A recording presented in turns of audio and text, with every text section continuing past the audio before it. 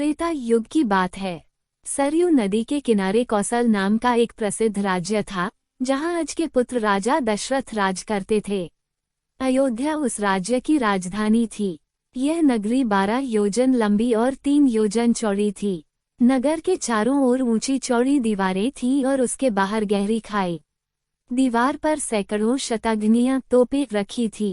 सहस्रों सैनिक और महारथी नगर की रक्षा में तत्पर रहते थे। नगर के बीचों बीच राजमहल था। राजमहल से 8 सड़कें बराबर दूरी पर परकोटे तक जाती थी। नगर में अनेक उद्यान, सरोवर और क्रीड़ागृह थे। ऊंची ऊंची अट्टालिकाएं थीं, जिनमें विद्वान, शूरवीर, कलाकार, कारीगर और व्यापारी रहते थे। घर घर में लक्ष्मी का निवास था। बाजार अच्छी से अच्छी वस्तुओं से भरे रहते थे। नगर के लोग स्वस्थ और सदाचारी थे। कुल मर्यादा के अनुसार सभी अपने धर्म का पालन करते थे। सभी जगह शांति, पवित्रता और एकता का वास था। राजा दशरथ बड़े प्रतापी और सदाचारी थे।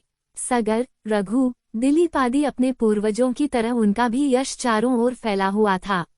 8 सुयोग्य मंत्रियों की सहायता से वे राजकाज चलाते थे। इन मंत्रियों में सुमंत मुख्य थे।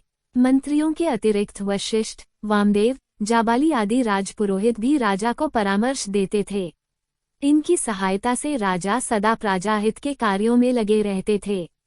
राजा दशरथ ने बहुत दिन तक राजसुख का भोग किया। उन्हें धन, मान, यश किसी की कमी न थी, पर उन्हें एक दुख था। उनको कोई संतान न थी। जीवन उन्हें सुना सा लगता था। उनकी रानियां कौशल्या, सुमित्रा और कैकेयी भी इस कारण दुखी रहती थी। राजा ने इस विषय में अपने मंत्रियों और पुरोहित से बात की। सबकी सलाह से यह निश्चय हुआ कि पुत्रेष्टि यज्ञ किया जाए। सुमंत ने प्रस्ताव किया कि महान तपस्वी ऋष्यशृंग को यज्ञ का आचार्य बनाया जाए। ये राय सबको पसंद आई। यज्ञ की तैयारियां होने लगीं। राजा दशरथ स्वयं ऋष्यशृंग को बुलाने गए। सब राजाओं को निमंत्रण दिया गया। मिथिला के राजा भी यज्ञ में सम्मिलित होने के लिए आए। अनेक ऋषि मुनि भी आमंत्रित होकर आए। सरयू नदी के किनारे यज्ञशाला का निर्माण हुआ। ऋष्यशृंग ने शुभ मुहूर्त में यज्ञ प्रारंभ किया। यज्ञ का घोड़ा गया। 1 वर्ष बाद घोड़ा लौटकर आया, तब बड़ी रानी कौशल्या ने उसका तिलक किया। अब वेद मंत्रों की मंगल ध्वनि यज्ञशाला में गूंज उठी। अग्नि में आहुतियां पड़ने लगीं। राजा दशरथ ने जब अंतिम आहुति डाली, तो अग्निदेव स्वयं सोने के पात्र में खीर लेकर उनके सामने प्रकट हो गए। ऋष्यशृंग ने अग्निदेव से खीर का पात्र ले लिया और राजा दशरथ को देकर कहा कि यह खीर पुत्रदायक है। अपनी रानियों को इसका सेवन कराइए। खीर लेकर राजा ने उसे सर से लगा लिया। उन्होंने खीर का पात्र कौशल्या को देकर कहा कि तुम सब बांट लो।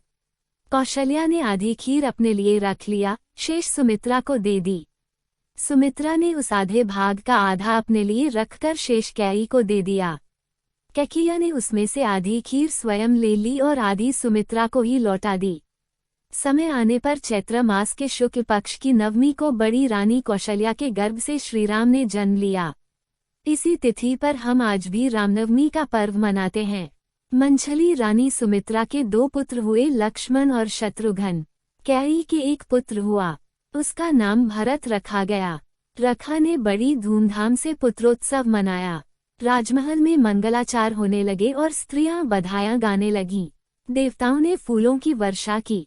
अप्सराएं नृत्य करने लगीं। राजा और प्रजा के हर्ष का ठिकाना न रहा।